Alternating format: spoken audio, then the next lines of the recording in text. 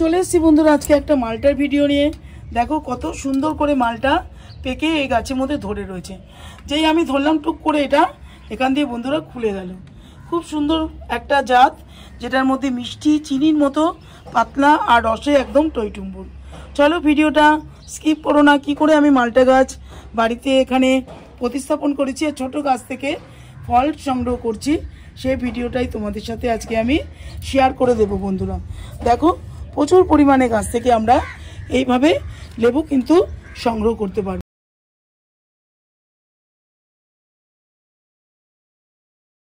বেদিক ইন্ডিয়ানে সকলকে স্বাগত বন্ধুরা। আজকে চলে এসেছি একটা মালটার ভিডিও নিয়ে। দেখো এখানে ছোট্ট একটা পটের মধ্যে সুন্দর করে একটা গাছকে আমি 1.5 বছর আগে প্রতিস্থাপন করেছিলাম নার্সারি থেকে কিনে।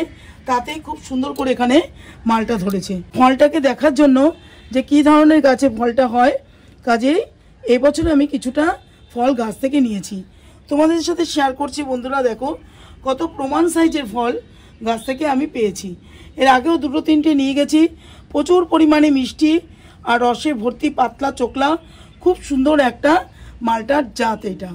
তো কি করব, প্রথমে আমরা মালটা গাছ ছাদ বাগানে রাখতে চাইলে একটা গাছ নার্সারি থেকে বন্ধুরা কিনে নেব, যে গাছে ফল থাকবে ফুল থাকবে দেখে কিন্তু অবশ্যই কিনবো।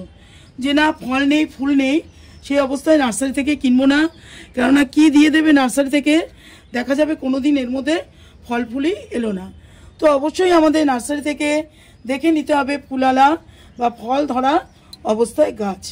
তো গাছটাকে বাড়িতে এনে আমরা ছোট পটে প্রতিস্থাপন করব, যে পটের মধ্যে একদম ছোটোভাবে গাছটা থাকবে। আর কি কি মাটি দেব বন্ধুরা, দেখো এখানে তোমাদের সাথে শেয়ার করছি। এরকম একটা ঝুরঝুরে মাটি গাছে রাখার অবশ্যই চেষ্টা করব। তার জন্য 40% ভার্মিকম্পোস্ট বা গোবর সার, 20% বালি আর গার্ডেন সয়েল দিয়ে খুব ভালো করে মাটিটাকে প্রস্তুত করে ছোট পটে বন্ধুরা প্রথমে আমরা প্রতিস্থাপন করে দেব। যেরকম আমি 1.5 বছর আগে গাছটাকে এইভাবে প্রতিস্থাপন করেছি বন্ধুরা। আমি কিন্তু গাছে বেশি একটা খাবার দিইনি, তাতে এত সুন্দর করে গাছে আমি মালটা পাচ্ছি। তো আমার যখন 1.5 বছর প্রায় 2 বছরের মতো গাছটা হয়ে গেল, এই রকম সময় আমি বড় পটে ট্রান্সফার করে দেব, যাতে গাছ ভর্তি সামনের দিনে আমি ফুল আনতে পারি। আর ফুল থেকে অন্তত 25-30টার মতো মালটা আমরা সংগ্রহ করতে পারি। প্রচুর পরিমাণে মালটা হয় একটা গাছ থেকে। একবার এই গাছটাকে ছাদ বাগানে তোমরা জায়গা দেবে, দেখবে প্রচুর পরিমাণে মালটা এইভাবে গাছে ধরে আছে। দেখো এই আমার গাছের মতো। তো দেখো এখানে মালটার পাশাপাশি এই যে কচি পাতা গাছে আসা শুরু হয়েছে। যখনই কচি পাতা বন্ধুরা আসবে তখনই কিন্তু গাছের দিকে খেয়াল রাখতে হবে। এই যে তোমাদের দেখাচ্ছি বন্ধুরা, এই যে কচি পাতাটা 2 দিন আগে এসছে আমি দেখেছি, তার মধ্যে কিন্তু দেখো এই যে পোকার উপদ্রব। এগুলো হচ্ছে পাতা খাওয়া পোকা বা লেদা পোকা। দেখো পাতার ভেতরে এই যে রস চুষে খেয়ে একদিকে দেখো শুকনো করে দিয়েছে। তো কচি পাতা যদি এইভাবে আসতে থাকে আর পাতা যদি এইভাবে নষ্ট হয়ে যায়, তাহলে কিন্তু গাছের একবারে বাড়ন্ত হবে না, সুন্দর করে গাছ বড় হবে না, গাছ কিন্তু এইভাবেই ছোট হয়ে থাকবে। তো কি করব, এর জন্য কিছু কিছু ওষুধ বন্ধুরা আমরা গাছে অবশ্যই স্প্রে করে দেব। বিকেলের দিকে ওষুধটা স্প্রে করতে পারি তাহলে কিন্তু বন্ধুরা খুব ভালো হয়। সকালে কখনোই দেবে না। গাছে যখন ওষুধ দেবে অবশ্যই বিকেলের দিকে দেবে। এই যে ওষুধটা তোমাদের দেখাচ্ছি বন্ধুরা, এই যে দেখো লেদা পোকার জন্য প্রফেক্স সুপার কিন্তু খুব ভালো ওষুধ। এইটা আমি ব্যবহার করি বন্ধুরা। তো অবশ্যই এর জন্য ওষুধটা আমরা ব্যবহার করব। দেখো এখানে 1 লিটার জল নিয়ে 2 ফোঁটা বা 3 ফোঁটার মতো দিয়ে সুন্দর করে বিকেলের দিকে গাছের মধ্যে স্প্রে করে দেব।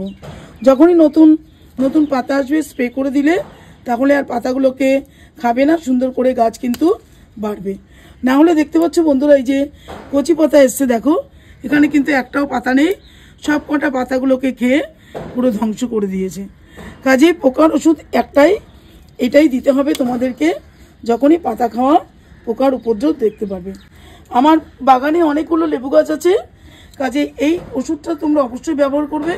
খুব ভালো কার্যকরী একটা ওষুধ। এবারে যে কাজগুলো আমাদের করতে হবে লেবু গাছ কিন্তু 8-9 ঘন্টা রোদ্দুর অবশ্যই দরকার। যেখানে রোদ্দুর পড়বে প্রচুর পরিমাণে গাছ থেকে তোমরা ফল নিতে পারবে। লেবু গাছে বন্ধুরা বেশি একটা পরিচর্যা করতে হয় না। 1.5 মাস 2 মাস অন্তর যদি আমরা জৈবভাবে গাছে চাষ করি তাহলে কিন্তু খুব ভালো হয়। আমার বাড়িতে আমি একটা জৈব সার বাড়িতেই প্রস্তুত করে নিই। ভার্মি কম্পোস্ট, নিম খোল, সর্ষে খোল, বাদাম খোল, আরও নানা রকম হাড় গুঁড়ো, শিংকুচি সমস্ত কিছু দিয়ে একটা সার আমি বাড়িতেই বানিয়ে নিই। তো সেটা আমি প্রায় 1 মুঠি করে 2 মাস 1.5 মাস অন্তর গাছেতে দিয়ে দিই। 15 দিন অন্তর অন্তর যদি বন্ধুরা আমরা এই লেবু গাছের জন্য এপসম সল্ট ব্যবহার করতে পারি তাহলে কিন্তু খুব ভালো হবে। 1 লিটার জলের মধ্যে 1 চামচ নিয়ে সুন্দর করে ঝাঁকিয়ে পুরো লেবু গাছকে মাঝে মাঝে স্নান করিয়ে দেবে। ভালোবাসে এপসম সল্ট লেবু গাছ, তো অবশ্যই কিন্তু লেবু গাছের জন্য এপসম সল্ট ব্যবহার করবে। কিছু কিছু কাজ, এই ছোটোখাটো কাজগুলো করতে থাকবে। এর মধ্যে বেশি খাবারের চাহিদা নেই। তোমাদের আগেই বললাম যে জৈব সার যেটা আমরা 5 মিশালি যে সারটা দিই সেটা মাঝে মাঝে দেবে, আর এপসম সল্ট ব্যবহার করবে, আর একটু পোকার ওষুধ ব্যবহার করবে। তাহলে সুন্দর করে কিন্তু লেবু গাছ তোমরা অবশ্যই করতে পারবে। অনেকেই বলো আমার কাছে লেবু হতে চায় না, ফুল হতে চায় না। আমার বাড়িতে অনেক ধরনের লেবু গাছ আছে বন্ধুরা। দেখো এখানে একটা কাগজি লেবুর গাছ তোমাদের সাথে শেয়ার করছি। প্রচুর পরিমাণে এর মধ্যে কুড়ি এসছে, ছোট ছোট ফলের আকারে চলে এসছে। 12 মাস হয়ে গেছে লেবু গাছটা। আগে সিজনে ফল দিত, এখন 12 মাস এই গাছটার মধ্যে লেবু ভর্তি হয়ে থাকে। এখানেও একটা পাতিলেবু গাছ তোমাদের দেখাচ্ছি। দেখো এখানেও একটা পাতিলেবু গাছ দেখাচ্ছি বন্ধুরা। প্রচুর পরিমাণে গাছটার মধ্যে কুড়ি এসছে, ফুল এসছে।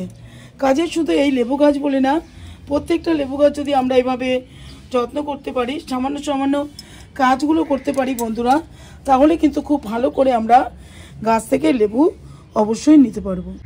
এই ছিল আমার আজকে মালটার ভিডিও। তোমাদের যদি ভালো লাগে বন্ধুরা অবশ্যই চ্যানেলটাকে লাইক করো, শেয়ার করো, সাবস্ক্রাইব করো। অন্য কোনো দিন অন্য কোনো ভিডিওর মাধ্যমে আবারও আমি নতুন একটা ভিডিও নিয়ে তোমাদের সামনে হাজির হয়ে যাব। ততক্ষণের জন্য ভিডিওটা রাখবো বন্ধুরা, আবারও চলে আসবো একটা নতুন ভিডিও নিয়ে। টাটা বন্ধুরা, সকলে খুব খুব ভালো থেকো।